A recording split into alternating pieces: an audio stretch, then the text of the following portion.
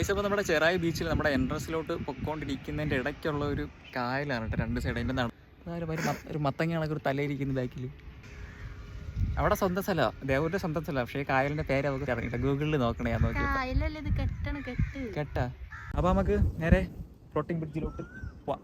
ഇപ്പോൾ നമ്മളിപ്പോൾ നിൽക്കുന്നത് നമ്മുടെ കുഴിപ്പള്ളി ബീച്ചിൽ എന്താണ് ഫ്ലോട്ടിംഗ് ബ്രിഡ്ജിലാണ് കേട്ടോ. നമ്മൾ വർക്കല ബീച്ചിൽ വന്നിട്ടുണ്ടായിരുന്നു, നമ്മൾ ട്രിവാൻഡ്രം വർക്കല വന്നിട്ടുണ്ടായിരുന്നു. പക്ഷേ അവിടെ വന്ന് ഒരു മാസം തന്നെ തികച്ചുണ്ടായിരുന്നെന്ന് ചോദിച്ചാൽ അറിയാൻ വയ്യ. എന്തോ കംപ്ലൈൻ്റ് ഒക്കെ ആയിട്ട് സാധനം തിരയടിച്ചപ്പോഴത്തേക്ക് സാധനം എന്താണ് ബ്ലാസ്റ്റായി പോയേട്ടാ. അപ്പോൾ അതുകൊണ്ട് അന്നേ അവിടെ നിന്നെല്ലാം വാരിക്കൊണ്ട് പോയി. പക്ഷേ അത്ര അടുത്ത് വന്നിട്ടുള്ള നമുക്ക് അന്ന് കയറാനൊന്നും പറ്റിയില്ല. അപ്പോൾ ഇത്രയും ബാക്കിലോട്ട് ഇത്രയും സ്പേസ് ഉണ്ട്, അത്രയും നടന്നാണ് നമ്മൾ ഈ സെൻറ്ററിലോട്ട് വന്നേക്കുന്നത്. പിന്നെ വെയിലുണ്ട്, നമ്മൾ വന്ന സമയം നട്ടുച്ചയാണ്. അടിപൊളിയാണ്, കൊള്ളാം. തിരിച്ച് കരയിലോട്ട് പോയിക്കൊണ്ടിരിക്കുകയാണ് കേട്ടോ.